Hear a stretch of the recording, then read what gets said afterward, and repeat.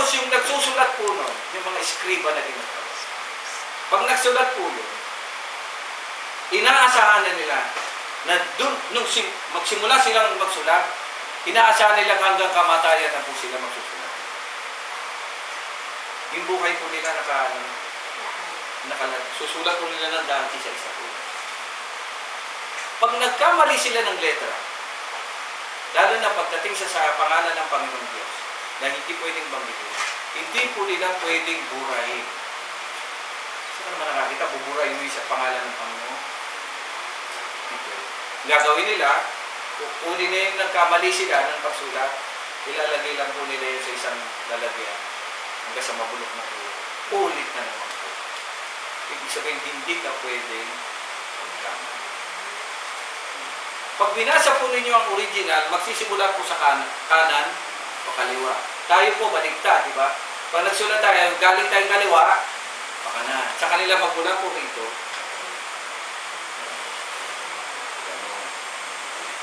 Bakit ganun magsulat sila? Ang kanan po kasi ay simbolo ng kapangyarihan. Ang kaliwa po ay simbolo ng kayamanan. Na-share ko, naikwento ko yata sa inyo, meron akong kakilala si Mantoni. Ito na, ako gamitin. Mantoni. Siya po nung, bata pa ako siguro mga 18 to 19 years old lang po ako, nakasama ko po siya, mahilig po siya sa anting-anting. Yung po lang ang taong nakita ko, maliit na po siya, matanda na po siya nung time na yun, siguro mga 40 plus. Napakaganda po niya magsulat. Ang ganda po niya magsulat. Matanda na siya, maganda siyang magsulat. Sabi ko, saan po kayo dati nagtrabaho? Sa DepEd siya. Electrician po siya. Sa DepEd talaga sa main. Ba't po kayo narito? Ay naisipan niya naman, tinanggap naman. Mahusay po siya. Tapos, palayo kami nagsisharing. Pag nagsulat siya mga kapatid, may style siya. Tatakpan niya yung kalahati, saka magsusulat po siya ng diretso. Dali. Pag inalis mo yung kalahati, makikita niyo pantay na pantay. Sabi ko, sa kanya ito nakuha yung mga ko. Sa kanya ngayon dodrawingin yung ilalim. Napakaganda. Kung tutusin, pag ang dalaga nagbasa nun, may in love. Ay bakit ka ako late na kayo nag-asawa? Ang asawa niya, napakaganda. Hindi ko masabi siguro, anting-anting ninyo. Kasi mahilig po siya sa anting-anting. Oh, marami siyang pinakikita sa akin ng mga anting-anting. May sa pitaka, may sa ganito. Nasabi sa akin. Kahit doon na-share. Kasi siya, nagsasabi sa akin palagi, alam mo ba ang tunay na salita ng Panginoon Diyos? Palagi niya sinasabi. Bunagin na po ko. Palagi po kami nagtatalo. Hindi na kami nag-aaway. At sabi ko lang sa kanya, Mantoni, napakahilig ninyong magano na salita ng Diyos. Paano naman ang tayaan nyo sa hayalay? Hayalay pa nung araw. Kung paano siya nag-ano ng sulat, paano naman ang kwenta niya kung anong tatama sa hayalay? Naalala nyo yung hayalay nung araw? Marami siyang kinukwenta ng hayalay. Sabi ko, papiran ako ng Mantoni. Tapos nabukin ko siya, sabi niya, katulad dito sinasabi, may inaraw ang Diyos. Sabi ko, sige nga po, tingnan natin. Tapos pinakita ko, hindi po si Mary ang tinutukoy nito. Diyos-Diyosan po. Para siyang naman sa akin, ba't ka nalaman? Tapos sabi niya sa akin, gusto mo magkaroon ng anting-anting. Hindi na po, sabi ko. Hindi papamana. Baka hindi rin po kung makapag-asabang nakatulad niyo. Hindi, magkapiruat po kami kasi. Hanggang sa nagkahiwalay kami, kasi nagturo na po siya, naiwan doon sa akin. Yan ang sinasabi ko, pag nagsusulat sila mga kapatid, hindi mo pwedeng lagyan ng tundok ng salita ng Diyos. Amen po? Sino ka para sa... Ano po ba ang tundok? Katapusan. Bakit kung tatapusin yung salita ng... Hindi. Ang salita ng Diyos forever. Tama sila eh. Hindi mo rin pwedeng lagyan ng puwit. Ano puwit? Pahinga. Ha? May kasunod. At sino ka naman para sundan yung sinabi ng Diyos? Meron pa nga pandamdam mo na yung... Ano ba, nagulat? Mabugulatin ka? May tundok na gano'n. Emosyon. Lalo naman yung parang tenga, question mark. Sino ka naman parang tanungin? Wala po silang ganun, mga kapatid. Sabi ko paano namin nalaman na, paano natin malalaman kung tapos na yung salita ng Diyos ay tapos na o hindi? Sa letra mismo, makikita mo.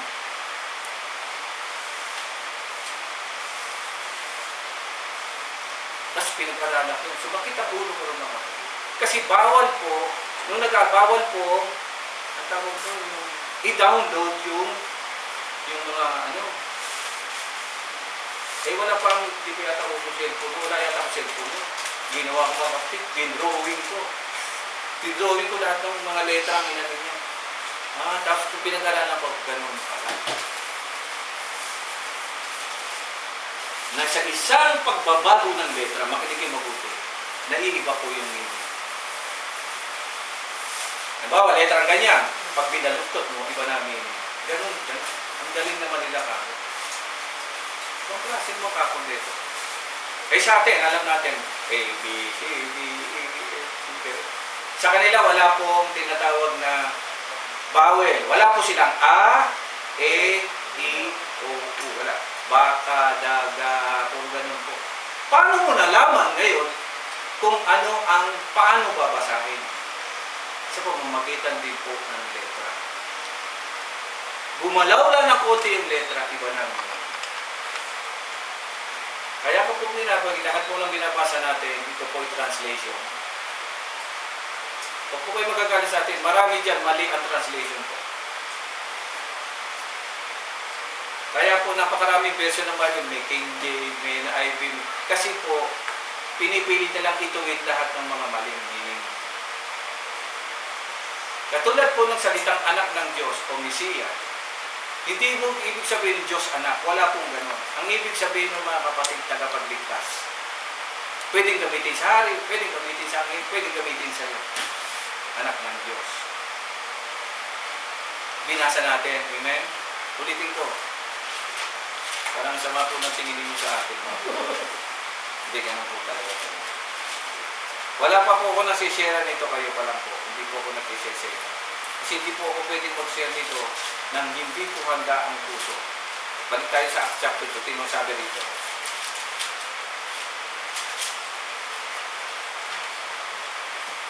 Verse 31, tinan nyo, ang muling pagkabuhay ng Mesiyas. Ang tawag po kay David, Mesiyas po. Mesiyas din po siya. Tawag din po sa hari, Messiah. The chosen one, pinili. Si David po kasi pinili. May prophecy na yung anak niya, isa sa anak niya ay magiging Mesiyas. Wala nakakaalam mga kapatid. Patay na po si David, si Solomon. 2,000 taon na po lumipas bago po lumabas ang Panginoong Kristo. Mahirap po talaga intindihin mo. Honestly po, tatanong ko lang po kung kayo magagat sa akin. 2025 po ngayon, ano po ba inaasahan ninyo sa darating na panahon? Darating ang Panginoong Kristo, pinipreach po. Amen? Palagay niyo, sinong sasabi sa inyo, abutin ninyo?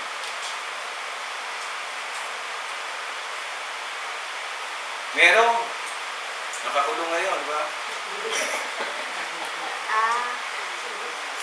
Nakakulong ngayon.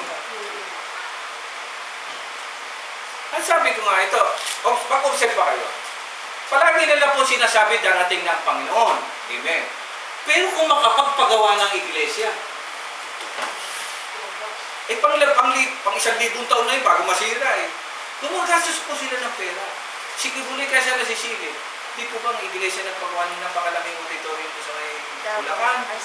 Tinalo po siya ni Kibuloy. Mas malaki po yung ginawa niya sa Davao. Kasi hindi niyo po ba nakikita? Nakita ko, pakaganda. Para saan? Kala ko pa babalik na ang Panginoon. Bakit ko gumagawa niya? Parang yung ginagawa mo, iba sa iniisip.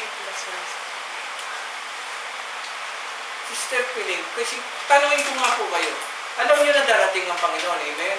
Baga, pinapangarap. Ano po dapat niyong gawin? Maganda, hindi po ba? Tapos bibili kayo ng 10 kotse. Parang iba yung mensahe ng Diyos sa ginagawa mo. Kung dapat ganun, pero huwag tayong mag-alala, ang tao, biktima po niya.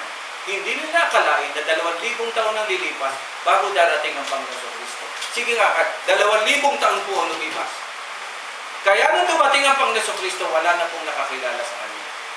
Sino ka ba? Sabi nila, di ba? Pag binasa, sino ka ba? Namin si David, namatay na ganito, ganun. Tapos magpapakilala ka ngayon, ikaw Mesiyas.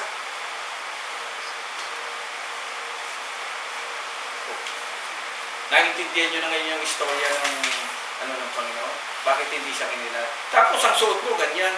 Kung ikaw ay talagang anak ni David, ito sinabi kasi, ikaw ay anak ni Haring David, dapat hindi ganyan ang itsura mo. Dapat ikaw ay Hari. Ari, may ano ka.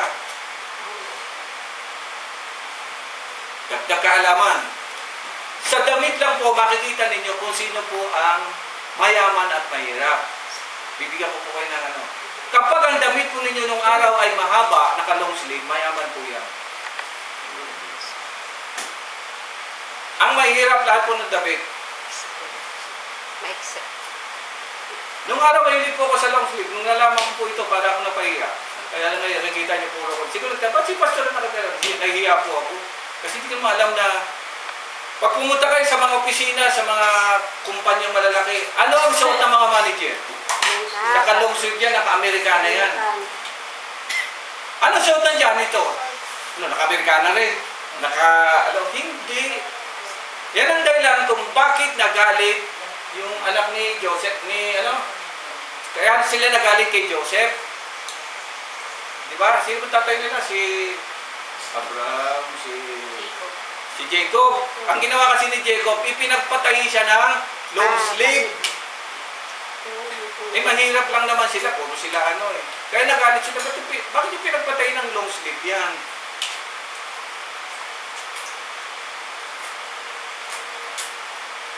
Kasi, hindi na kayo mag-long sleeve. Ibig sabihin, ang ibig sabihin, lahat ng ginagawa po natin sa daigdig na ito, may pinagmanahan po yan. Pag mayaman talaga, naka-long sleeve po yan. Sino sa presidente natin na hindi nyo nakita nag-long sleeve? Duterte. Tinitiklop niya po. Oo. Tinitiklop po nila yan. Kasi magsaserve siya. Ganun po talaga yan. Sabi ko nga, tama sila. Sign ng humility kapag tiniklop po. Di ba nakabarang po sila? Nakita yung si Ramos, Si President Ramos nakagano. Kasi yung mga yan, mga born again, si Duterte born again po yan, si Ramos, Protestant yan. Naiintindihan po nila. Pero mga politiko na pakayayabang doon sa Senado, akala mo kung sino, talaga naman kung makapag-logo dito. Lalagyan pa ng logo rito. Pakala mo naman Tawag ito. Gusto bilis tao. Sige nga, meron kayong anak. Pupunta sa eskwela, palagi naka-long sleeve. Anong isipin nyo? Ay, hihingi ito ng baon. Naka-long sleeve ng gano'n. Maraming bagay na nangyari sa daigdig na ito na dapat naman kasi ang church, ang akin lang, ay sabihin niya, lahat ng pare, naka-long sleeve, naka-short sleeve. Sige, kayo long sleeve. Long sleeve lang. Mahaba. Hindi yan mag-short sleeve. Iba-ibang kulay pa yun. Tapos yung isang umpisan ngayon, naka-apito na. Si Reverend. Hindi ko na papagitin ng Reverend. Hindi nila naintindihan yung minsan nalulungkutin ako dahil meron silang ginagawa na hindi nila naintindihan. At ako nakakaintindi. So, ano ang ko dahil hindi ko na sila masabihan. Dapat yan. Kaya nga dito sa Biblia, parang sinasabi, babae, mga lalaki, dapat asutan ninyo. Simple lang. Huwag na kayo masyadong magkabot. Kasi yan ginagawa ng sabi. Okay lang si Sister Mystic, manager na ito. Kabarang. Ay, naka-long sleeve pala. Long sleeve ito. Okay, manager ka naman. Hindi ka naman manager, paano yung ganun mo? Ito, ano to? Tunay na pangyayari ito. Noong ako po yung nagtuturo sa Makati, namin ito yung mga kaibigan ko, sabi ko sa kanila, bakit ba ang hilig yung mag-long sleeve? Ano nyo sabi sa akin? Talagang pupogi nila. Ako hindi ako talaga nakagalito ng kahit ang totoo. Sabi niyo, wala ka namang pera pangit pa suot mo. Totoo po yun. Yung ng hypocrisy, nasa pagdadabi po makikita. Akala mo napakayaman. Kung totoo mo, kung pa, naman ako to. O silang di to, binigay sa akin. Wala po binigay.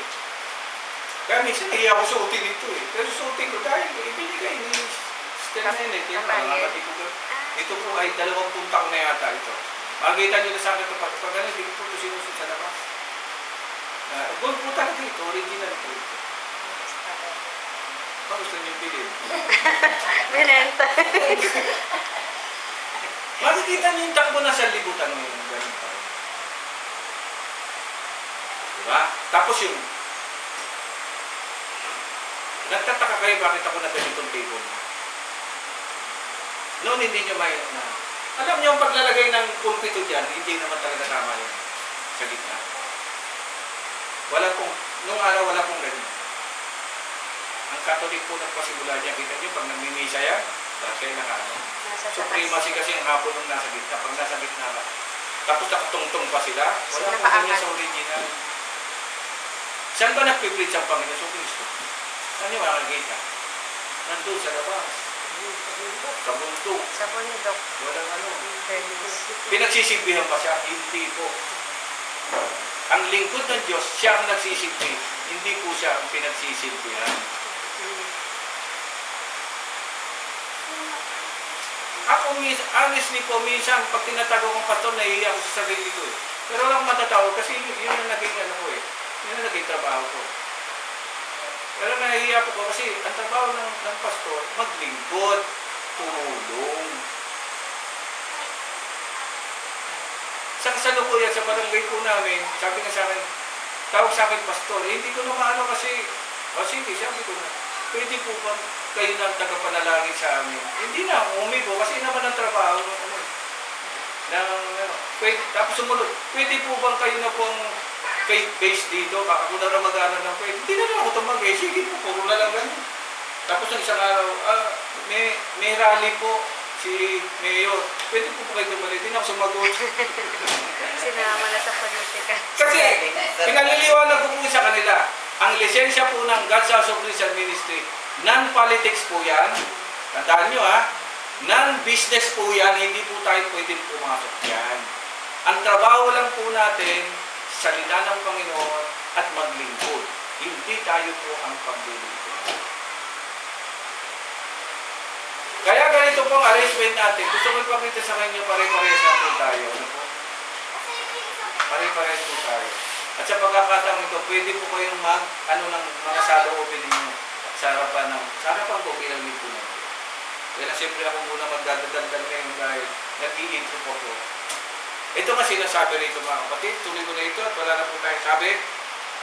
Ang muling pagkabuhay ng Mesiyas na nakita hinulaan ni David, naku po 2,000 taon na lumipas, hindi siya pababayaan sa daigdig ng mga patay at hindi tutulog mabulok ang kanyang katawan. Itong si Jesus ay muling binuhay ng Diyos. Okay? At saksi kaming lahat, nasa itaas siya sa kanan ng Diyos, tinanggap niya sa kanyang Ama ang ipinangakong Espiritu Santo, at ito'y kanyang ipinagkaloob sa amin, tulad ng Maria. Hindi umakyat sa langit si David. Hindi po napupunta ang patay sa langit ako. Ngunit, sinabi ng Panginoon sa akin, Panginoon, maupo ka sa aking kanan. Mga kapatid, ulitin ko, puputulin ko na rin, patay na po tayo. Naku, patay na po tayo. Nang dahil sa kasalanan natin, nang dahil sa pagsisisi, namatay po tayo. Yun po yun. Napatay tayo, wala na po yung dati natin pagkatao. Nasaan tayo? Yung sister, nasaan tayo? Nasa langit na ba tayo? Wala rin man tayo sa impyerno. Nasaan tayo? Sa daigdig rito. Sapagkat di tayo inilagay ng Panginoon Diyos. Nabubuhay tayo rito sa isang bagong pagkatao. Sa susunod pong linggo, May 4, pag-uusapan po natin, sana pupunta ang mga namatay. Lilinawin ko po yan mga. Baka pa may mamatay kayo, sabihin nyo, Pastor, pakilibing ako sa tabi ni Lolo Kiko. Pero bilib ako sa Pope na yun. Parang may alam siya. Sabi niya, di nyo akong ililibing doon sa katedral niya. Ililibing niya ako doon sa may tabi sa labas po sa inyo. Sa lahat po kasi ng Pope, parang siya ay radical. Ano po? Radical po siya. Marami sa kanya bumabati ko sa bakit gano'n ang pangangaga, parang hindi siya Catholic ang inaano niya. Pansinin ninyo, kaya maraming ano sa kanya. Pero siya sa pinakamabait talaga na iba po ang takbo ng isip. Takbo sabi ko, sana all na siyempre sila po pinakamalaking religion, magbukas ng isip. Pero mas marami silang pwedeng lokohin at pwedeng isama sa kaligtasan. At least ako ilan lang kayo. Diba? O, Pastor Ronnie, mali yung pin-reach mo. Kaya ilan, 1, 2, 3, 4, 5, 6, 7, 8, 10 kaluluwa sa yung lahat naka-charge. 10 lang yun. Eh sila mga kapatid, libo-libo, milyon-milyon. Ang masaklap sa atin, marami mga born again ngayon, iba ang ginagawa. Iba ang pinipreach. Yung nga sabi ko nga, mga reliyon natin, puro pagpapala. Sino bang yumayaman? Ang mga pastor na po ang yumayaman sa kanya. So ito po ay paglilinaw. Sabi dito, ang title pa nga nito, ang pag-akyat ni Jesus sa langit. Okay, ang Panginoon Jesus lang po ang nandun. Saka yung Ama, Diyos Ama na. Pero wala pong tao inilagay doon. Isishare ko po yan sa inyo ayon sa original na pagkakasulat sa Biblia, pagkakaunawa. Na sa ganun, siyempre pag nag-share na po tayo, at least alam naman ang po ninyo kung ano yung tama at ano po yung mali. Sige, tayo muna ay manalangin. Kapilang Diyos,